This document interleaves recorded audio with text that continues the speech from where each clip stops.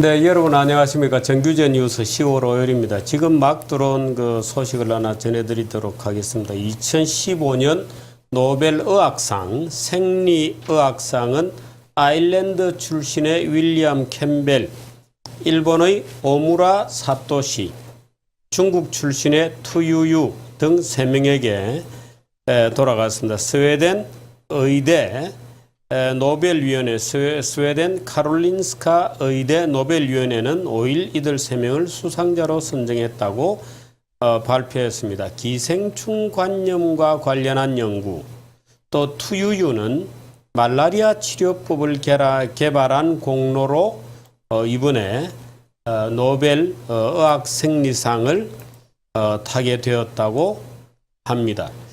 캠벨과 오무라는 회충 감염에 대한 새로운 치료법을 발견한 공로.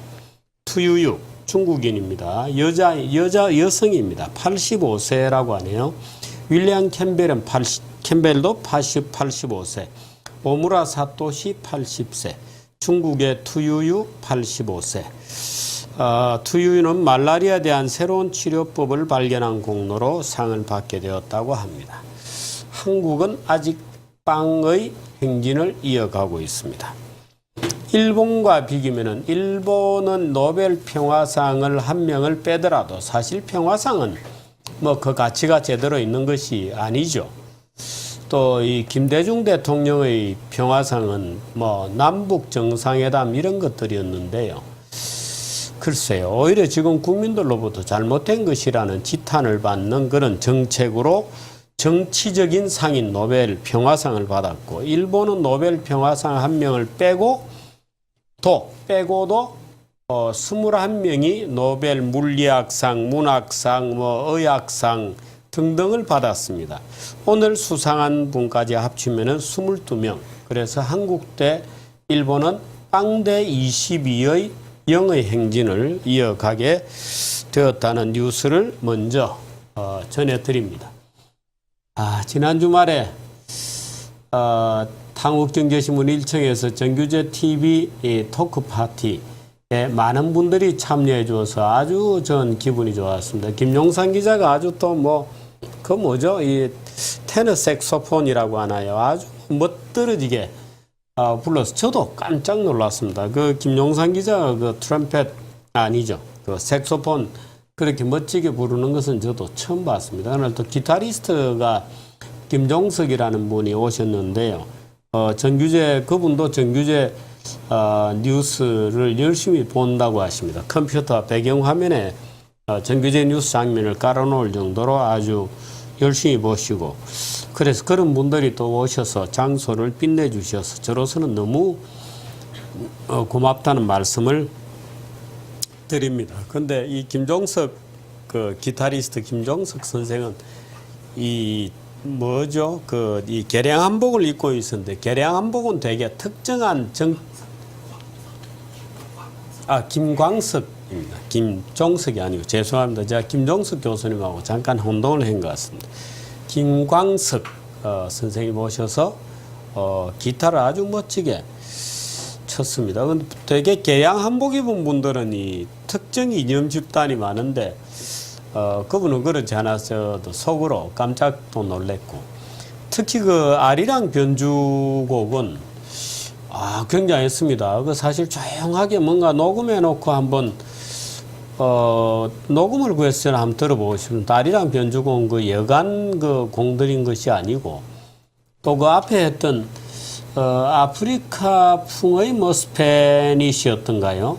그 노래도, 그 음악도 아주 열정적인 음악이어서 아마 본인이 이제 작곡을 하신 것 같습니다. 근데 정말 저로서는 너무 고맙다는 말씀을 드립니다. 오늘의 주제 같이 보시죠. 기발한 장 박사, 화폐개혁과 대한민국 화교 문제, 이런 제목으로 하겠습니다. 대한민국 화교 문제는 지지난주에인가요? 한번 같이 공부를 해봤습니다만은, 이 화폐개혁으로 아마 대한민국 화교들도 큰 돈의 어떤 손실을 보게 되었던 모양이죠. 장 박사 나중에 모셔서 얘기를 들어보도록 하겠습니다. 류여해 교수의 춤추는 법입니다. 미리 보는 환경이 있고요. 정규제 칼럼이 있습니다. 류여해 교수의 춤추는 법은 녹화 영상으로 틀어드리도록 하겠습니다. 류여해 교수가 오늘 일찍이 독일에 지금 네덜란드에 출장을 나가 있습니다. 독일에서 공부하다 보니까 자꾸 독일 이렇게 얘기하는데, 네덜란드의 국제형사재판소에 관한 무슨 학술 회의가 있어서 미리 가시는 바람에 제가 녹화로 찍어놨던 녹화 동영상을 틀어드리도록 하겠습니다. 오늘은 뉴스 같이 보시죠. TPP 협상 타결인 바 박 대통령의 금융계획 얘기가 있고요. 오늘 조선일보가 특종 보도했습니다. 북한이 서울 메트로 컴퓨터 서버를 해킹한 것 같다는 하태경 의원의 보도자료를 정보를 오늘 조선일보가 특종 보도했습니다. 한국도 로비스트 제도를 양성화하자는 법무부의 제안에 대해서 알아보도록 하겠습니다. 상장사 경영권 프리미엄이 폭락했다는 얘기도 있습니다. 다음,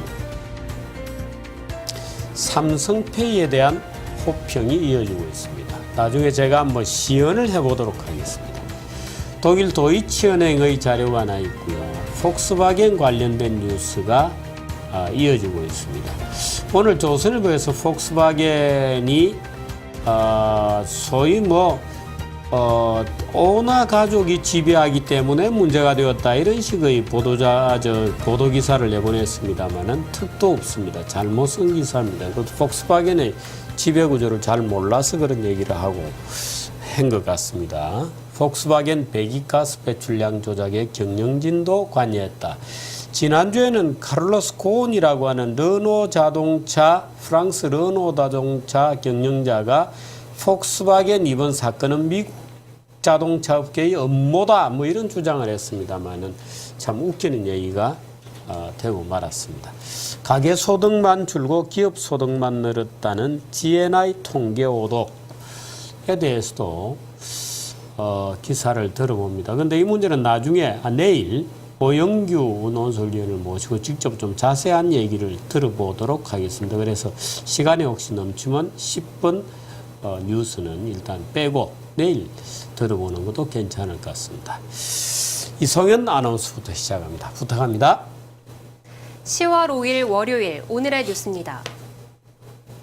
미국과 일본을 비롯한 12개국이 참여한 TPP 협상 결과가 곧 발표될 예정입니다.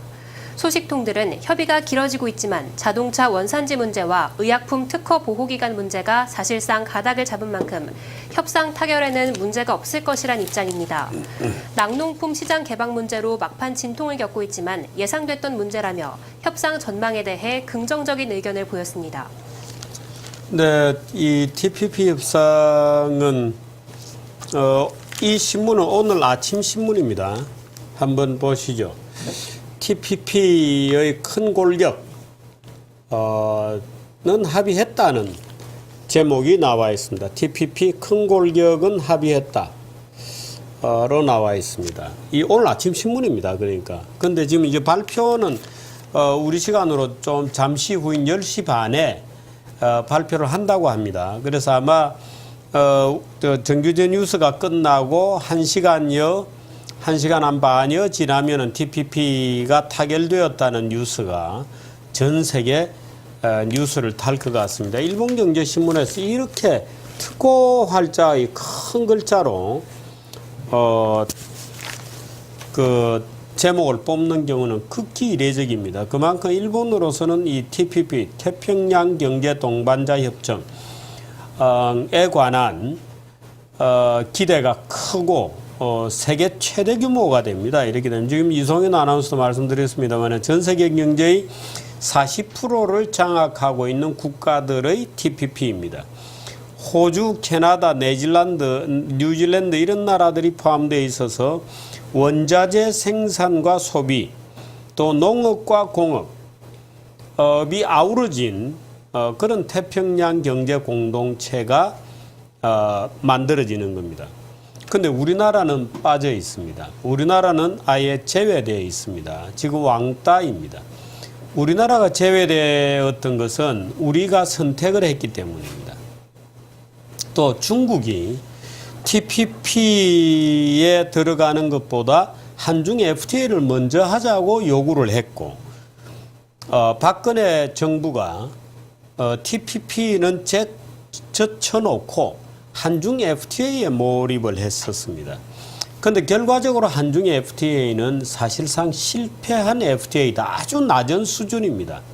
그래서 개방도가 굉장히 낮고 자동차 이런 것들이 우리 대한민국의 중요 산업이 다 아주 낮은 단계로 개방폭이 결정이 되었기 때문에 하나만한 FTA라는 얘기를 지금 듣고 있습니다. 그 하나만한 FTA라고 하는 것의 조그만 이득을 얻으려고 TPP라고 하는 거대한 이득을 한국은, 대한민국은 포기했습니다. 저는 이게 박근혜 정부의 외교장관인 윤병세가 지금 한미관계가 뭐 역대 어느 때보다 좋다, 아무 문제가 없다, 우리가 뭐 천안문 성로에 가서 군사 열병 프레이드를 보고 환호하는 것과 한미관계하고 아무 상관이 없이 한미관계는 잘 나간다 이렇게 얘기했지만, 한미관계 잘 나간다는 얘기는 말짱, 글쎄요, 이런 표현이 어떨지 모르겠습니다만 거짓말이거나 윤병세의 착각이거나 박근혜 대통령의 오판이거나 그런 것 중에 하나입니다. 10월 달에 박근혜 대통령이 미국 가게 되어 있습니다만은 무언가 어떤 결정적인 만회의 기회를 잡지 못하면, 자칫 잘못하면 한국은 태평양에서 왕따당하는 이상한 국가가 될 가능성도 심각하게 있습니다. 그래서 제가 오늘 일본경제신문의 이 톱 제목을 여러분들께 굳이, 지금 일본경제신문뿐만 아니고 일본에 있는 대부분의 요미우리 마이니치 뭐 이런 신문들도 TPP 타결이 임박했다고 오늘 아침자입니다. 이게 대문짝만하게 이렇게 엄청나게 큰 기사로 쓰고 있습니다. 이런 점에서 사실은 지금 한국이 그 TPP로 안 가고 한중 FTA로 먼저 갔던 것, 우리는 한중 FTA를 먼저 하겠다. TPP는 나중에 들어가도 상관없다. 나중에라도 우리 들어갈 수 있다. 이렇게 윤상직 통상교섭 담당 장관도 얘기했습니다만은 그런 얘기들이 웃기는 오판이었다고 지금 이미 드러나고 있습니다. 최근에 미국에서 방한하는 그런 사람들은 TPP에 뒤늦게 가입하는 것이 쉽지 않을 것이다. 그리고 굉장히 아마 어려운 요구 조건에 직면할 것이다. 이렇게 얘기하고 있습니다. 우리 대한민국이 먹고 사는 것은 무역입니다. 그런데 지금 와서 동북아 뒷골목으로 계속해서 모습을 감추고 있습니다. 올 들어서 무역은 줄어들고 수출 수입이 다 줄어들고 있고 1조 몇 년 계속하다가 1조 무역 규모하다가 올해는 1조 밑으로 떨어질 것이 확실한 뭔가 국세가 지금 위축되고 있다. 통일외교도 좋지만 너무 많은 것을 지금 잃어버리고 있는 것 아니냐. 잃어버리게 되면 통일외교도 근본적으로 그 바탕이 무너지게 된다는 점에서는 박근혜 정부에 심각한 경종을 울리고 있다는 점을 다시 한번 강조해 두려고 합니다. 글쎄요, 이 대통령을 비롯한 청와대 참모들이 얼마나 열심히 정규제 뉴스를 보는지는 모르겠습니다만은 이 문제를 심각하게 인식하지 않으면 나중에 사태로 구체적인 어떤 사건이 터지면 그때는 이미 회복 불능입니다. 또 엄청난 추가적인 노력이 수반된다는 점에서 이 문제를 가볍게 봐서는 안 된다는 점을 다시 한번 강조를 드리려고 합니다. 네, 다음 뉴스입니다. 박근혜 대통령은 오늘 청와대 수석 비서관 회의에서 공천 룰에 대한 언급 없이 금융개혁의 중요성을 강조했습니다. 박 대통령은 금융개혁은 더 이상 지체할 수 없으며 ICT에 기반을 둔 새로운 기법으로 새로운 피가 경제 혈맥에 흐르게 해야 한다고 말했습니다. 박 대통령은 세계경제포럼의 국가 경쟁력 순위를 언급하며 우리나라의 금융시장 성숙도가 87위인 점을 지적했습니다. 또 박 대통령은 금융권의 보신주의 관행 타파를 강조했고 인터넷 전문은행, 핀테크 금융 등에 대해서는 보다 속도감 있게 추진하길 바란다고 말했습니다. 네, 박근혜 대통령의 당부는 참 답답한 마음은 저도 이해를 충분히 합니다만은 몇 가지 점에서 우리나라 금융개혁이 안 되게 되어 있습니다. 첫째, 박근혜 대통령을 비롯한 소위 정치권에서 이 금융개혁을 절대로 받아들이지 않습니다. 금융개혁을 하려고 그러면 첫째, 금융위원회, 금융감독원에 지금도 임종용 진흥세인가요? 갑자기 이름이 헷갈리네. 지금도 금융감독원장하고 금융위원회 위원장이 공무원 출신입니다. 계속해서 그렇게 해왔습니다. 또 기업구조조정 시장이나 중소기업을 지원한다는 명분으로 무슨 중소기업은행, 산업은행, 무슨 뭐 수출입은행, 신용보증기금, 물론 수출입은행은 꼭 중소기업은 아닙니다만은 신용보증기금 이런 소위 국책금융기관들이 기업 대출 시장을 사실상 장악하고 있습니다. 정책금융이 억수로 많습니다. 너무 많습니다. 그 다음에 서민대출 이런 것도 시장 원리에 의해서 이루어지지 않습니다. 금융을 복지로 생각하는 것은 박근혜 대통령도 마찬가지이십니다. 그래서 금융은 복지가 아닙니다. 금융개혁을 하기 위해서는 철저하게 시장 원리대로 가고 금융회사들이 열심히 뛰고 열심히 대출해주고 자기 선택으로 대출해줄 수 있도록 되어야 되는데 정책자 대출을 해주느냐 마느냐 심지어 금융기관이 점포가 2층에 있다 3층으로 이사가는 것도 금융감독원의 허가를 받아야 되는 이런 식의 나라에서 금융개혁은 일어나지 않습니다. 금융경쟁력은 우간다보다도 못하다는 게 사실이잖아요. 그러다 금융민주화식으로 해가지고 금융회사의 주인을 인정해 주지 않겠다. 이런 정책으로는 절대로 금융강국이 될 수 없습니다. 기업도 민간기업으로 경영될 수 있도록 해줘야 되는데 예를 들어서 지금 뭐 우리은행, 국민은행, 무슨 뭐 신한은행이다 뭐 다 임자 없는 회사 은행으로 경영이 되고 있는 거죠. 근데 이런 식으로 경영이 되면 절대로 금융개혁이 될 수 없습니다. 금융개혁을 맡고 있는 것은 바로 정치권이라는 사실을 또 금융을 복지처럼 생각하는 정치인들의 오해에 근본적인 원인이 있다는 점을 다시 한번 지적해 드리고자 합니다. 다음 뉴스. 북한으로 추정되는 사이버 테러 조직이 서울 메트로의 핵심 컴퓨터 서버를 해킹해 최소 5달 넘게 장악했던 사실이 뒤늦게 밝혀졌습니다. 새누리당 하태경 의원은 국가정보원의 지난해 9월 조사 결과 서울 메트로 컴퓨터 서버 2대가 해킹당해 PC 210세대에서 이상 접속 흔적이 확인됐고 58대는 악성 코드에 감염됐다고 밝혔습니다. 지하철 운행을 실시간 감시하는 종합관제소와 전력을 공급하는 전기통신사업소 등 핵심 부서도 해킹 대상에 포함됐습니다. 국정원은 해킹 수법이 지난 2013년 북한의 소행으로 밝혀진 3.20 사이버 테러와 방식이 동일한 것을 토대로 이번 해킹도 북한의 소행으로 추정하고 있습니다. 네, 이 참 큰일입니다만은 조선일보 특종으로 나온 기사라는 점도 다시 한번 확인을 해드립니다. 네, 다음 뉴스. 우리나라도 로비스트 합법화가 필요하다는 법무부의 용역 보고서가 나왔습니다. 법무부가 이우영 서울대 법학전문대학원 교수에게 의뢰한 연구 용역 보고서에 따르면 상임위원의 영향력이 큰 우리나라 의회제도의 특성상 입법자가 로비와 로비스트를 필요로 할 가능성이 크다고 지적했습니다. 이어 한국의 정치시장은 국가 독점적 시장이라 로비의 법제화가 정치시장의 자유 경쟁을 촉진시켜 자원을 효율적으로 배분할 수 있을 것이라고 주장했습니다. 다만 법무부는 이번 용역은 순수 연구 목적으로 이루어졌다며 아직 로비 합법화를 위해 추진 중인 정책은 없다고 신중한 입장을 밝혔습니다. 네, 지금 이 법무부가 이 로비스트 합법화 이렇게 쓰는데요.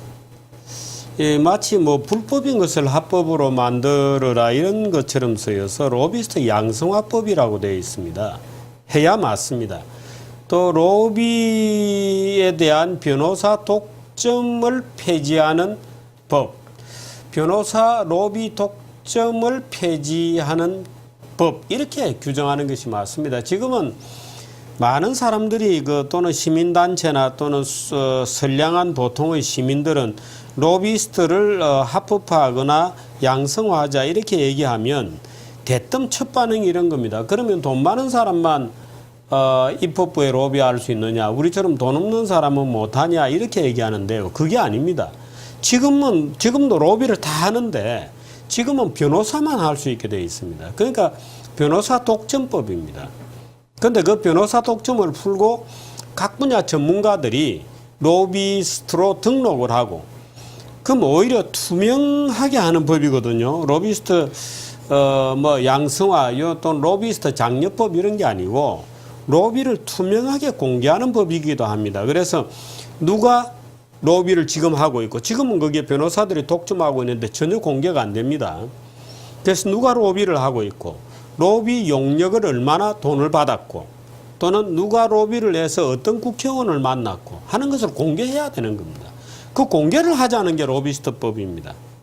그런데 그 내용을 잘 모르고 일부 또 시민단체에, 예를 들어서 제가 옛날에 이 로비법에 대해서 그 TV 토론이나 라디오 토론을 많이 나가서 얘기를 하면 시민단체에서는 꼭 변호사들이 나옵니다. 시민단체에서 변호사들이 나와서 그렇게 되면 재벌만 로비하게 된다는 말도 안 되는 얘기를 떠들어대면서 로비를 변호사들만 할 수 있는 것처럼 호도하는 거죠. 그럼 라디오를 듣고 있던 일반 국민들은 야, 맞아. 그러면 돈 있는 변호사들만 로비할 거 아니냐. 로비 양성화라니 말도 안 돼. 나도 반대야. 이렇게 얘기하는데 그거는 그 시민단체에 속한 변호사들이 자기 장사하고 있는 겁니다. 변호사들은 지금도 로비를 하고 있습니다. 그런데 은밀히 하고 있죠.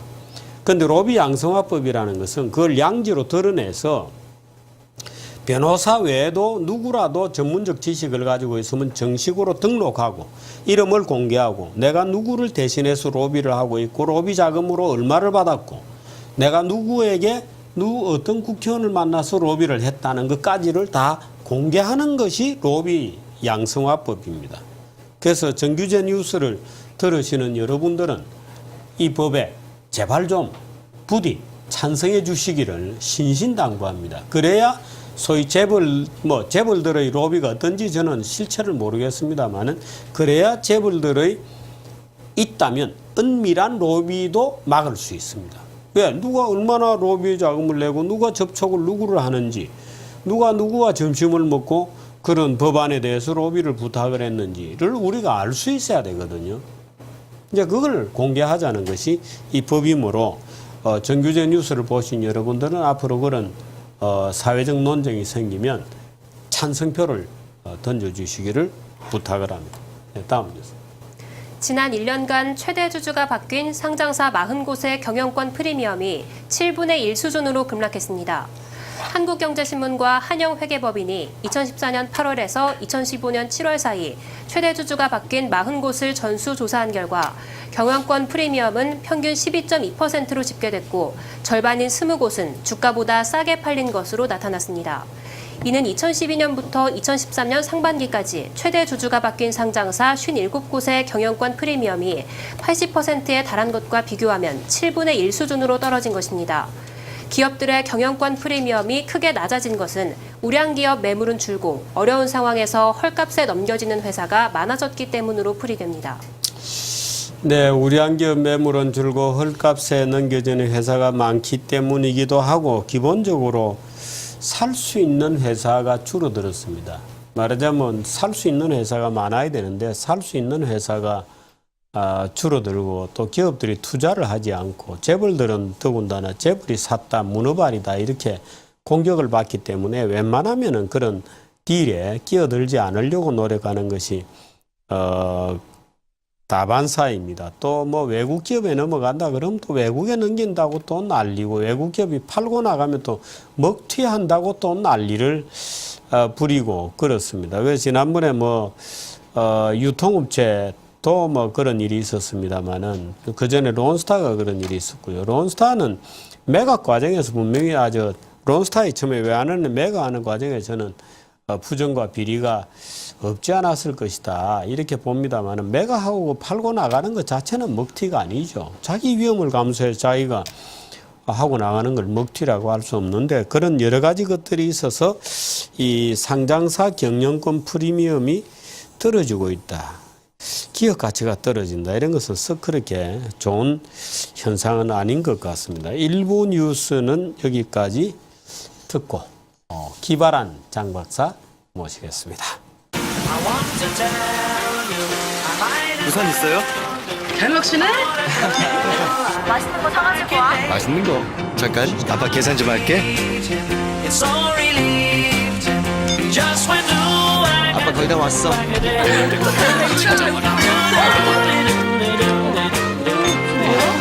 잠깐만.